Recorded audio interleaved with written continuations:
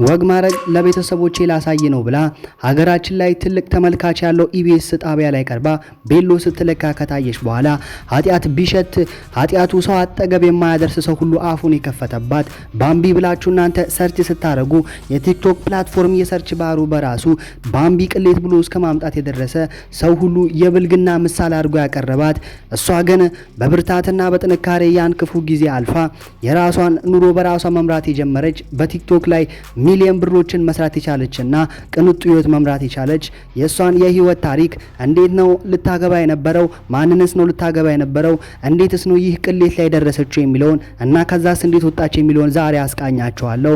ስለ ባምቢ ሀበሻ በትክክለኛ ስሟ ስለ ሃና ጊዴ አስቃኛችኋለሁ። አብራችሁን ቆዩ።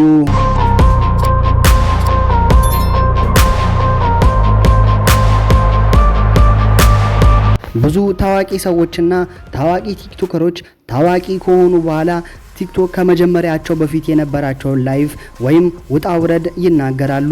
ነገር ግን ዛሬ ወደማቀርብላችሁ ወደ ባምቢ ሀበሻ ታሪክ ስመጣላችሁ ግን ቲክቶክ ፕላትፎርም ላይ ከመምጣቷ በፊት ብዙም ታሪክ የላትም።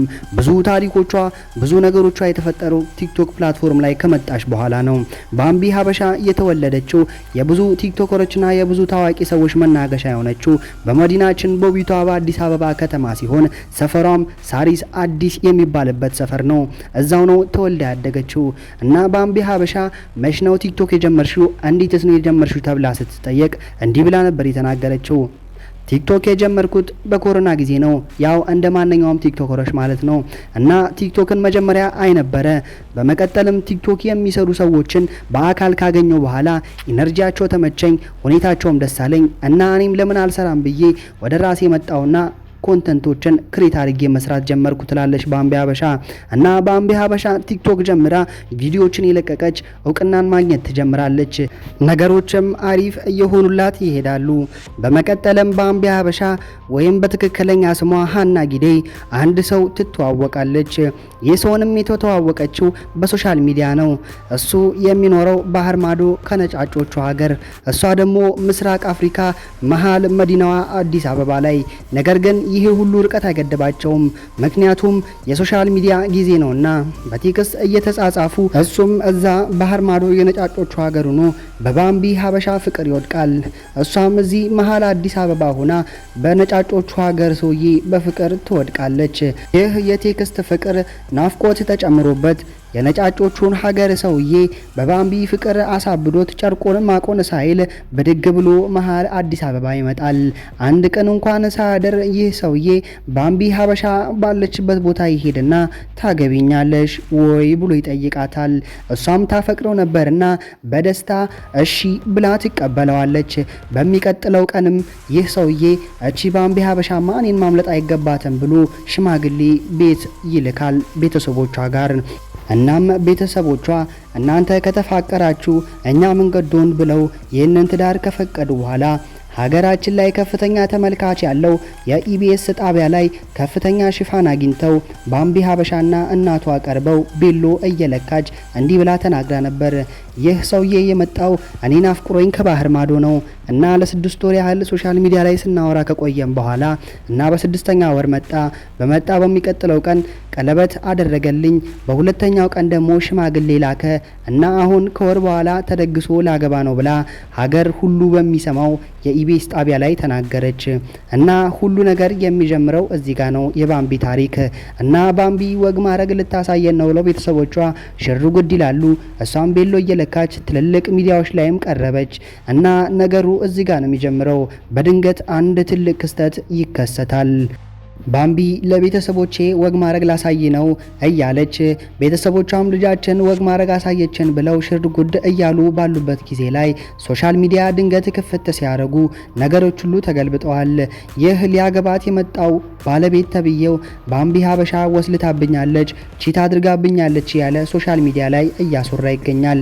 የተለያዩ የቅሌት ምስሎችም ባምቢ ቅሌት ምስል እያለ መለቀቅ ተጀመረ። እናም ደነገጠች ባምቢ። እናም ሶሻል ሚዲያ ላይ ወጥታ አረ በፍጹም እንዲህ አላደረኩም ብላ ብትናገር፣ ብታለቅስ፣ ብትምል፣ ብትገዝት ሀበሻ እንኳን ፍንጫ አግኝቶ ዝም ብሎም አውርጄ ልጣልህ እንዴት ላውራብህ የሚል ማህበረሰብ ነውና አንሰማሽም አሉ። ኃጢአት የሚሸት ቢሆን ኑሮ ኃጢአቱ ሸቶ ሰው አጠገብ የማያደርስ ሰው ሁሉ አፉን ከፈተባት። ቲክቶክ ላይ ሰርች ባሩ ላይ ባምቢ ብላችሁ ሰርች ስታደርጉ በራሱ ባምቢ ቅሌት ብሎ ማምጣት ጀመረ እና ባምቢ ደነገጠች፣ አለቀሰች። እረን ያላደረኩም በፈጣሪ ስም ብትል ማን ሊሰማት? ማንስ ሊረዳት? ሁሉም ከትንሽ እስከ አዋቂ አይንሽን አሌ አሏት። ምን እንደሆነች እንኳን የሚጠይቃት ጠፋ እና ባምቢ ለእግዚአብሔር ሰጥቼዋለሁ ብላ በለቅሶ ነገሮችን ከእግዚአብሔር ጋር ማለፍ ትጀምራለች። እናም እያለ ይህ ሰው በየቦታው ስሟን ማጥፋት ይጀምራል። ሶሻል ሚዲያ ላይ ያለ ሰው ሁሉ ራሱን እንደ ጻድቅ አድርጎ ባምቢን ግን የብልግና ምሳሌ አድርጎ ማቅረብ ይጀምራል። በዚህ ሁሉ መሀል ግን ባምቢ ተረጋግታ ፈጣሪ ያውቃል ብላ በእንባና በጸሎት በዝማሬ ነገሮችን መግፋት ትጀምራለች። ነገሮች እየዋሉ እያደሩ እየተረጋጉ ይመጣሉ። ባምቢም ራሷ ላይ እየሰራች ስራዋን ሳታቋርጥ በጽናት ህይወቷን መግፋት ትቀጥላለች። እናም እሷ ቪዲዮዋን መስራት ቀጥለጥ ብላ ቀጠለች። ሰውየውም አውርቶ ሲደክመው መጨረሻ ላይ ይተዋል። ሶሻል ሚዲያ ላይም እንደምታውቁት ነው። ሰው አውርቶ ሌላ ደግሞ የሚወራ ነገር ሲመጣ ማውራቱ አይቀርምና ባምቢን ከተወሰኑ ጊዜያቶች በኋላ ይተዋሉ። እናም ከትንሽ ቆይታ በኋላ ባምቢ ራሷ ላይ ሰርታ ራሷ ላይ ጠንክራ ነገሮችን አሪፍ አድርጋ በጥሩ አይነት አቀራረብ ተመልሳ ትመጣለች። እናም የሆነ ጊዜ ላይ ከፍራይዴይ 90s ከሚባሉ ቲክቶከሮች ጋራ ቪዲዮዎችን መስራት ጀምራ ላይቭ ላይም አብረው ማውራት ከጀመሩ በኋላ ትንሽ ነገሮች አሪፍ ይሆናሉ። እናም የቤተክርስቲያን እርዳታ ቪዲዮዎችን መስራት ትጀምራለች። ወደ ቤተክርስቲያኗም ትመለሳለች እና ፈጣሪም ረድቷት ስሟን አድሳ ጥሩ ቦታ ላይም ትደርሳለች። በሚሊየን የሚቆጠሩ ብሮችንም መስራት ትጀምራለች። እናም ሶሻል ሚዲያ ላይ ከፍ ያለ ስምም ከእንደገና ማግኘት ትጀምራለች። ሚኒስትሪ ሚዲያ ላይ፣ ቴሌቪዥን ጣቢያ ላይ፣ ማስታወቂያዎች ላይ እሷን ማየት የተለመደ ነገርም መሆን ይመጣል እና ነገሮችም አሪፍ ይሆናሉ። ሶሻል ሚዲያ ላይ አይንሽን አልየው ያሉ ሰዎች ሁሉ መልሰው ጀግና፣ አንቺ ብርቱ ሴት፣ ከዛ ሁሉ ነገር አለፍሽ ብለው ከእንደገና ማሞገስ ይጀምራሉ። እናም ነገሮች አሪፍ ይሆናሉ። እሷም ለገዳም ማሰሪያ የሚሆን ብሮችን መሰብሰብ ትጀምራለች።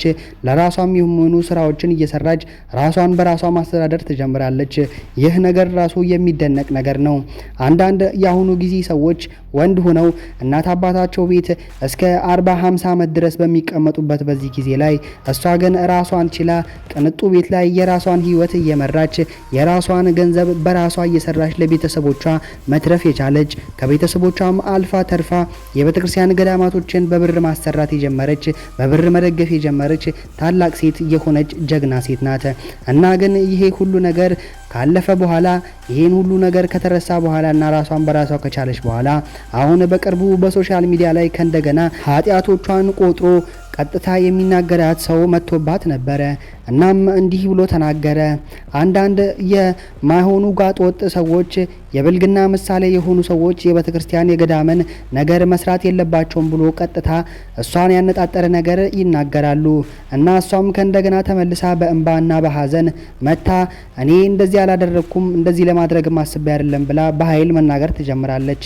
ነገር ግን ማንም የሚሰማት አልነበረም። እሷ መጀመሪያ ሆኖ የሚያዳምጣት ሰው አታ የሚረዳት ሰው አታ ነገሮችን በራሷ ማድረግ ከጀመረች በኋላ አሁን ላይ ተመልሶ ኃጢአት መቁጠር ግፍ መቁጠር የሚገባ ነገር አይደለም ብዬ አምናለሁ። ነገር ግን እንደ ሀገር አንዳንድ ሰዎች ጋጠ ወጥ ሲሆኑ መቆጣት አሪፍ ቢሆንም ነገር ግን መምከር ነው እንጂ ሶሻል ሚዲያ ላይ እንደዚህ አውጥቶ የሰውን ብልግናና የሰውን ኃጢአት እንደዚህ መናገር ወይም ቀጥታ ማነጣጠር ተገቢ ባይመስለኝም ነገር ግን አሁንም ከእንደገና ባምቢ ወደ እንባና ወደ ሐዘን መለሳት። ነገሮችም ከባድ ሆኑባትና ቤተክርስቲያን ከዚህ በኋላ አልወክልሽም ብላ አንድ የሚያሳዝን ቪዲዮ ለቀቀች። እናም ሀገር ሁሉ ራሷን ልታጠፋ ነው፣ እረች ልጅ የሆነ ነገር ይደረግ ወይ ይቅርታ ትጠየቅ ራሷን እንዳታጠፋ ብሎ ሰው ሁሉ ሲፈራ ባምቢ ሀበሻ ወይ በትክክለኛ ስሟ ሀና ጊዴ ግን ወይ ፍክንች ብላ ጥንካሬዋን ለሴቶች ሁሉ ምሳሌ መሆኗን አሳይታለች። ከእንደገና ከዚህ ሁሉ እንባ ከዚህ ሁሉ ጥቃት በኋላ ከዚህ ሁሉ ዘለፋ በኋላ አሁንም እንደገና ቆማ ቪዲዮችን መስራት ጀምራለች። ባምቢ ሀበሻ ወይ ሃና ጊዴ የጥንካሬ ምሳሌ አድርጌ ዛሬ ቪዲዮ የሰራሁላችሁ ይህ ሁሉ ፈተና በሴትነት ጥቃት ደርሶባት በራሷ ለብቻዋ መቆሟን ያሳየችውን ይህችን ሴት ያቀረብኩላችሁ። ብዙ ሴቶች አላችሁ እንደዚሁ እንደ ባምቢ ሀበሻ ሳይታይ በድብቅ ብዙ ዘለፋ፣ ብዙ ማሳነስና ብዙ ማወዳደቆች የደረሱባችሁ ያላችሁ ሴቶች ከባምቢ ሀበሻ ተምራችሁ ራሳችሁን በራሳችሁ ማቆም እንዳለባችሁ እንድትማሩ ብዬ የባምቢ ሀበሻን ታሪክ ዛሬ አቀረብኩላችሁ። እናንተም ከዚህ ከባምቢ ሀበሻ ታሪክ ተምራችሁ የተኛውም አይነት ማወዳደቅ፣ የተኛውም አይነት ዘለፋ ሳይጥላችሁ ራሳችሁን በራሳችሁ አቁም እያልኩኝ ቪዲዮን ጨረስኩ። ይህንን የአስኩዬ ኢቲ ዩቲዩብ ቻናል ሰብስክራይብ አድርጉ። አመሰግናለሁ።